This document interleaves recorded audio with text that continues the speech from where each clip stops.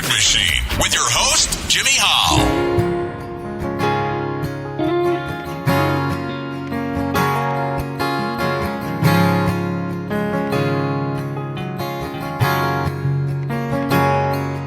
I thought the faster I went, the faster things would be improving.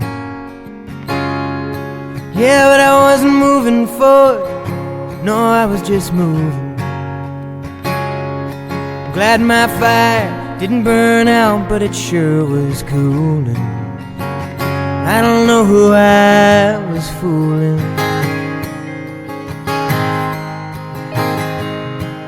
Then I followed you down the line, and my irons in the fire, well, they all forged in place. I come to you every time. Oh, I need a good match to help me light the way. Yeah, every time I try to stand tall, my shadow is looming. Every time I played myself, well, I was just losing. Well, every time I turned my head, my screws would loosen. It's just a blur of confusion. Then I followed you down the line, and my irons in the fire, they all forged in place. I come to you every time. Oh, I need a good match to help me light the way.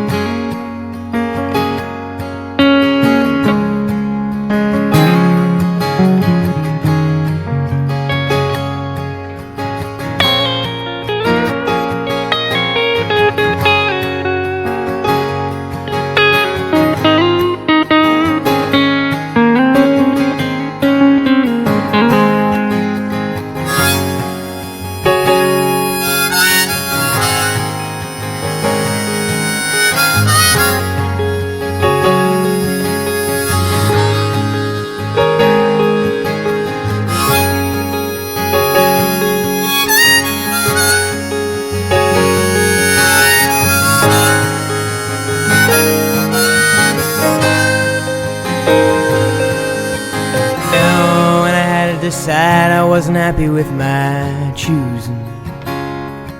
I'd be running down some dream without knowing what I was really pursuing. So don't ever say goodbye, 'cause I'm not good at concluding. Besides, I'd be ruined. Then I followed you down the line, and my irons in the fire, they all forged in place. I come to you every time. Oh, I need a good match to help me light the way. Yeah, I come to you every time. Oh, I need a good match to help me light the way. Yeah, when the darkness rolls in, takes over for the day. Oh, I need a good match to help me light the way.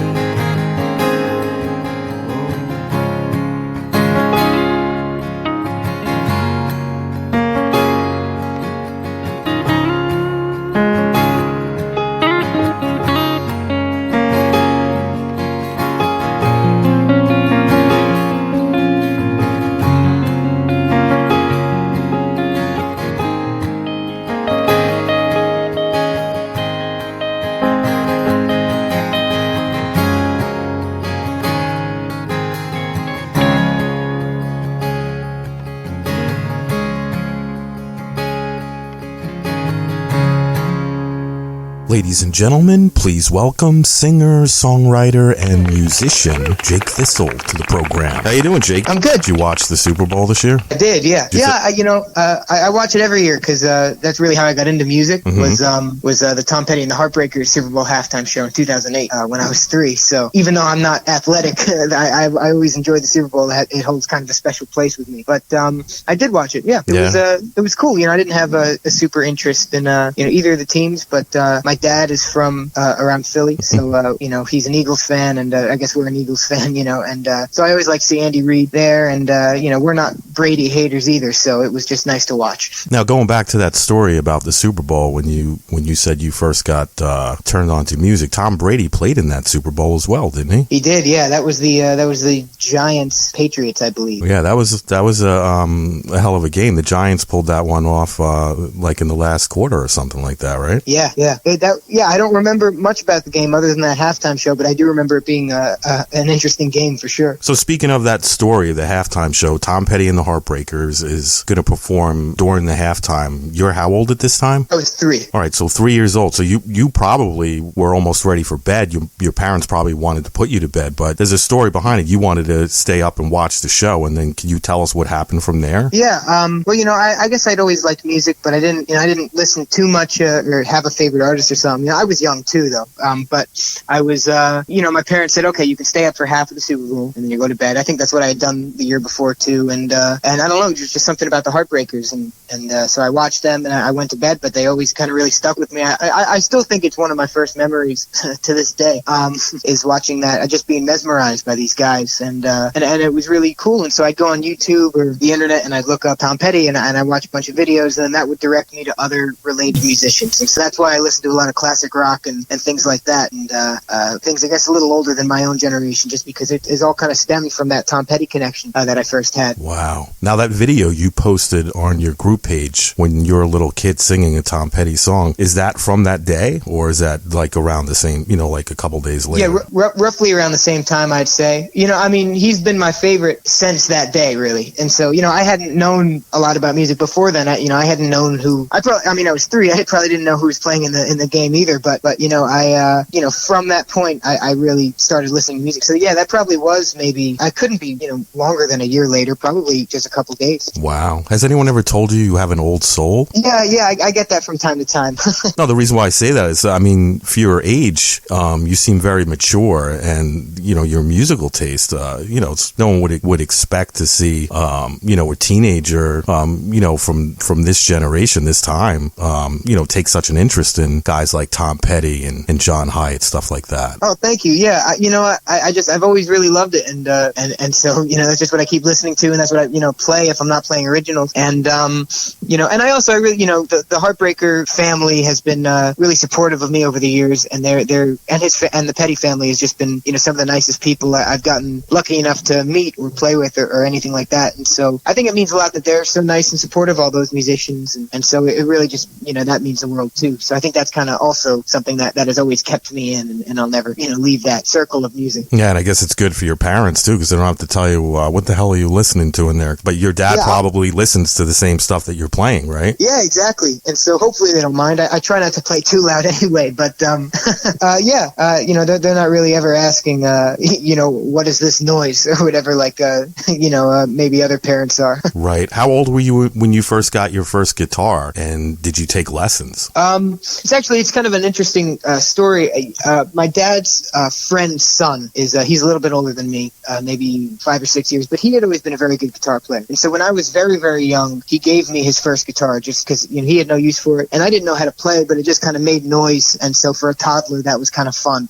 But it would just sit in the corner, and years passed. And then when I was 9, he ended up wanting that guitar back just because it had sentimental value to him, and he realized he kind of wanted it again. Mm-hmm. But he and his parents, they felt so bad just taking this guitar away from me, even though I didn't know how to play. I didn't really care at that point because I was 9, so I wasn't just hitting strings anymore, right. Doing whatever else. But they felt so bad they ended up getting me another guitar to replace it. And this was just too nice a guitar to not know how to play. And so he showed me my first couple of chords that day, but I mainly learned off YouTube how I started. Really? And since then, I've learned a lot on stage. That's probably where I've learned the most. So I haven't really had any formal lessons, but I got my foundation on YouTube, and then I've been really fortunate to work with so many fantastic musicians over the years that have helped me, in their own different ways, just by playing with them or talking. And your first gig, what was that like? Where was it? And how did you get it? That was fun. This was at an open mic night, and actually I got it through that same friend, because his mother was like a vocal teacher, and she recommends her students to this gig, and it was an open mic night in Hackettstown, New Jersey, I believe, and it was every Monday night, and she said maybe you should do it, and I was like, yeah, I don't know, maybe, and my mother was the one that actually said, yeah, why don't you do it, go over there. And so I went over there. I opened up the open mic night only less than a year after I'd started playing, which was fun for me. Everyone told me that was a short amount of time. I was just about to turn 10 about a week later, and I did 3 songs, and it was a great time, and I have loved it ever since. Wow, that's awesome, man. And over the last few years, I mean, you've played with some great names. I mean, what's it like playing with guys like John Hyatt and Lou Pallow and Steve Ferroni? I mean, it really just means the world. There's some of the nicest people. John Hyatt is just, he's an all-time favorite, of course. Every song is just a masterclass in how to write a song. And so, I was pretty young, relatively young when I played with him. I was about 12, and I just remember being, mesmerized by that concert too. That was my first John Hyatt concert, and it was great. And it was funny. I got up on stage. He had called me. I wasn't expecting to go up. I had sent him a video, and he came out for his encore and said, there's a 12-year-old in the audience, and if he wants to come up and play the encore with me, come up. And at first I didn't even know he was talking to me, but eventually I got up there, and we did, as if there would be another 12-year-old there, but and we did Have a Little Faith in Me, and he handed me his Gibson. It's a 47 Gibson, and apparently I didn't know this, but apparently when I was talking to him after the show, my dad was talking to the stagehand and his roadie, and just said, like, he never gives that guitar away. So that was very nice. But that actually started me on this tangent of just getting acoustic guitars, because I realized after playing that one, I didn't want to go back and play my $70 acoustic at home. And so that started me on a big search for those types of guitars. But playing with those musicians is just amazing. And Lou Pallow, I played with him pretty much every chance I got, but he was almost every Sunday, I guess, at this bar in Butler, and he was just one of the nicest people ever. I mean he was always, of course, I mean he was I met him when he was about 82, and so obviously he'd been playing for a really, really, really long time, and he had just had so much knowledge, and so I'm so grateful I got the chance to play with him when I could, because he was really just amazing. That's awesome, man. Along the way, I mean, you've raised over $100,000 for a variety of charities. What's that like? It's a lot of fun. The 2 main charities, I raise money for is the American Cancer Society, which I originally got that gig through. I was playing on in front of an ice cream place, actually, in Ridgewood, New Jersey, and someone that was putting an event together said, "Oh, why don't you play the cocktail hour at this event or whatever?" So I did, and it was a lot of fun. And so they said, "Well, why don't we auction you off?"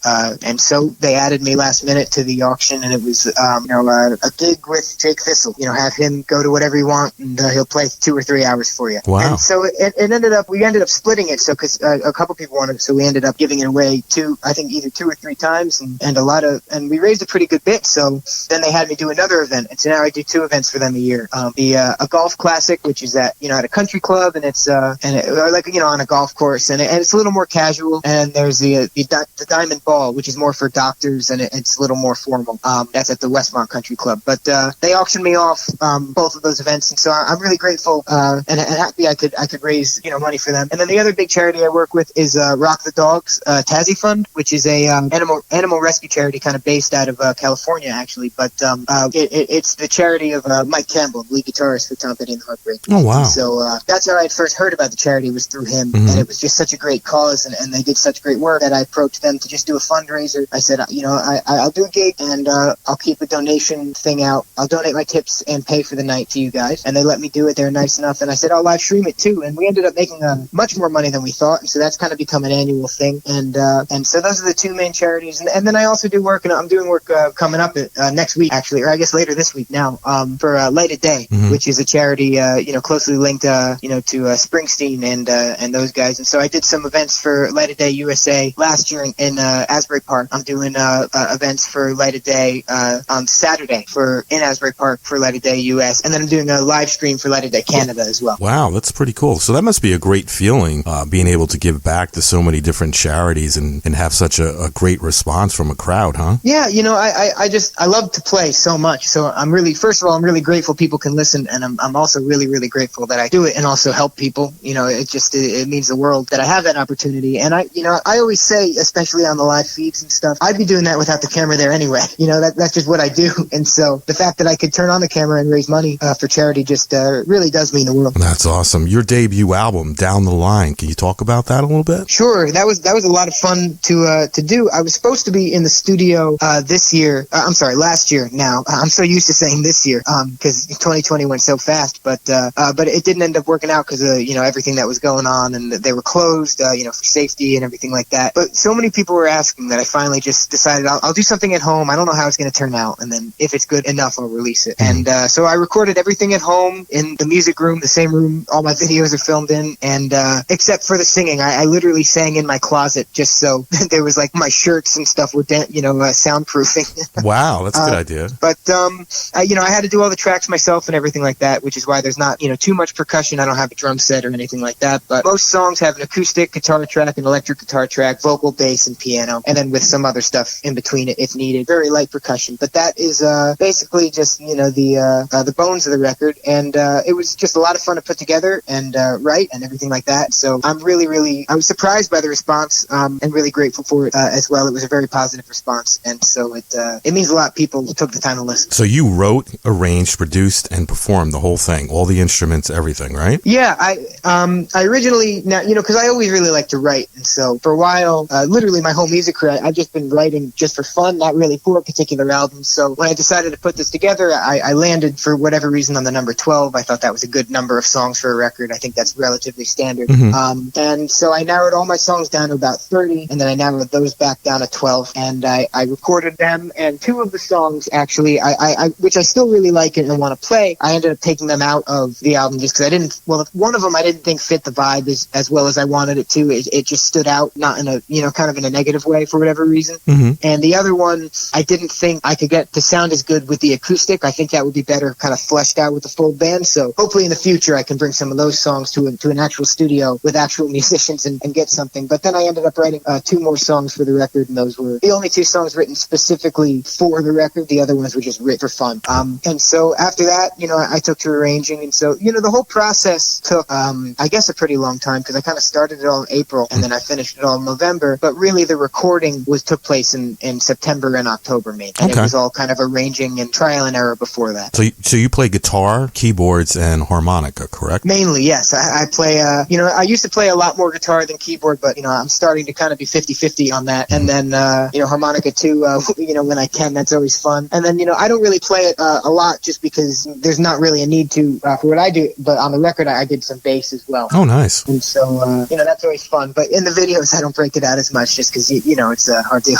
So mostly you're self-taught on all those instruments, correct? With a little YouTube help? Yes. I've never taken a bass lesson, so that's pretty much just whatever I know on guitar kind of fixes over. And then I was completely self-taught on piano. I just translated what I knew from guitar onto there. And then when I went to high school, I took a piano class just to help me just figure out a little bit of more of the formal part of it. Because, for a while I didn't know how to read music or anything like that. And so I took a music theory class. That's what I'm taking now, actually. And so that's helped me a lot on piano, too. That's awesome. So what are your plans for 2021? You got any shows coming up? Any music videos outside the ones that you make at your house? No music videos yet. The main things I'm focusing on now is the Light of Day stuff, which is I'm doing a live stream this Saturday for. And so that's going to be a lot of fun. And it's mainly just live feeds coming up. I'm doing some cool things in the spring, live feed wise. I'm going to some different locations, and we'll see what happens. Hopefully the world can start to open up again,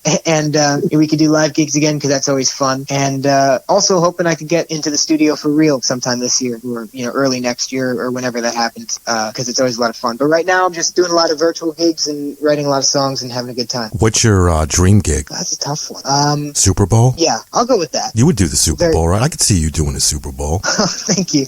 That's timely. Yeah, it means a lot to me. So I guess if that ever comes up, I'll say yes. That would be pretty awesome, right? Yeah, that'd be a lot of fun. Do you plan to put together like a band like Springsteen has? I'm not sure. I mean, definitely I'd like to play with musicians. I'm not exactly sure how it works in the industry today because I know there are less bands than usual. What I picture realistically to happen with me is just, be a lot of, and it happens to a lot of musicians, I think, but, they'll go in and they'll meet studio players and they'll take them on tour and then they kind of become their band and things like that.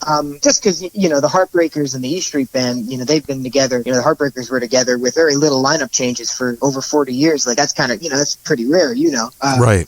So, I think what I picture myself, I definitely picture myself touring with a band if I ever get there and that'd be a lot of fun. But I picture myself a little more like Billy Joel or Jackson Brown, where they've played with a consistent group of musicians for many, many years. But, it's not Billy Joel and the, whatever, or Jackson Brown and the whatever. It's just these really, really amazing musicians that help them out and go on tour and be consistent that way. I think that's the more realistic view for me, but definitely I like to play with a lot of musicians along the way. That's cool. What are your plans after high school? Well, I'd like to do music full time, and that's my goal is to be a professional musician. However, I'll go to college and I'll study history or something like that, and be a teacher or something, just as a backup plan, just because I know it's hard to support yourself doing music. But that is the number one objective. Right? No Berklee College of Music, nothing like that. No, probably not. Yeah, I've thought about it, but I think it makes a little more sense to study something outside of music, just because what I want to do for music, I'm pretty much already doing, and you don't necessarily need a degree for that. And a lot of the people that I listen to don't, like Springsteen doesn't have it, or any of those guys. So to do that, I don't necessarily need a degree in music. So I'll get a degree in something else. That way I can use that if for whatever reason I can't do music professionally. Do you have a website you'd like to promote? Sure. Yeah, I'm over at jakethistle.com, and that's where you can get the record. And we actually just put up a new merch store just a couple days ago, and so far that's gotten a surprisingly well response as well. And so a lot of cool stuff over there, and I'm excited to see the website evolve, because this time last year it was it wasn't really anything, and so slowly we've been adding more onto it, and it's been a lot of fun. So that's where the record is and everything like that. Awesome. Now your social media links are on there as well? It is, yeah. That's a link to everything, but pretty much on social media I'm at Jake Thistle Music on Facebook and Instagram, and Jake Thistle on YouTube, but that's all on the website. Any final thoughts before we go? Well, I really appreciate you having me. It's a lot of fun to be here, and it's always great to talk about music and everything like that. So it really means the world. Well, I want to thank you for coming on the show today, Jake. I think your album is really great, and I wish you the best of luck in the future. And I can't wait to see you out there on the road, and hopefully one day see you on the halftime show. I really appreciate it. Thank you. It means the world. All right. You take care, brother. All right. Enjoy. All right. Bye-bye. Bye.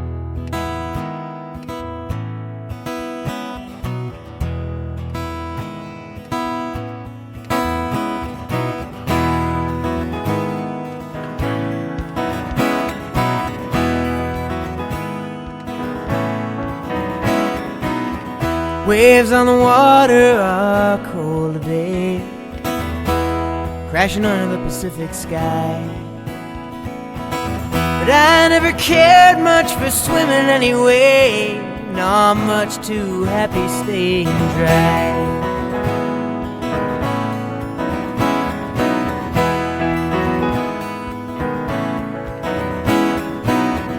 So I get up and walk the pier, ain't too crowded for the sunrise. And I just smile, 'cause after all these years, the thoughts of you are still running through my mind.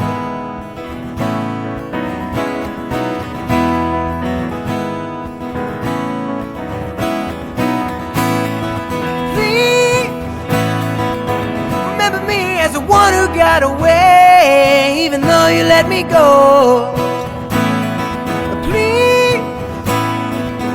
Remember me better than the truth, 'cause that's what I'm doing for you.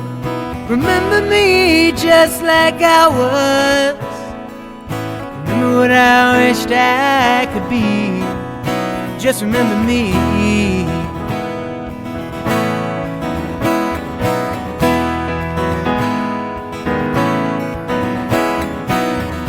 Forgetting the rivers we made each other cry. Only remember what I believe. Blocking out the tears you ripped straight from my eyes, and convinced myself it was better than it seemed.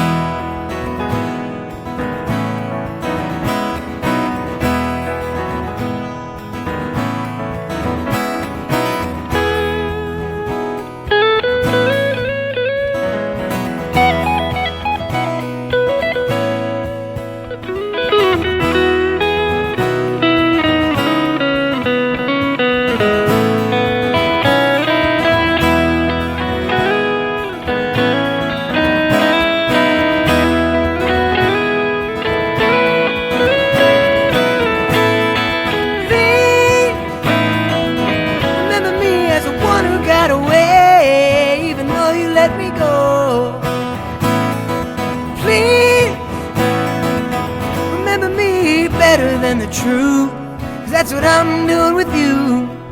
Remember me just like I was. Remember what I wished I could be. Just remember me.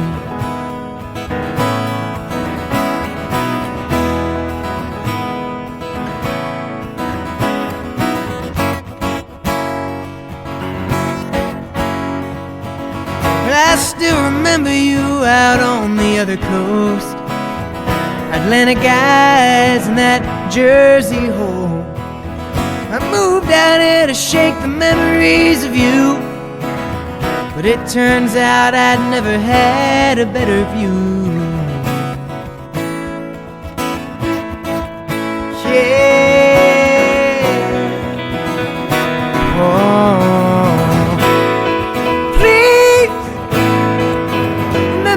As the one who got away, even though you let me go. Please remember me better than the truth, 'cause that's what I'm doing with you. Remember me just like I was. Remember what I wished I could be. Just remember me.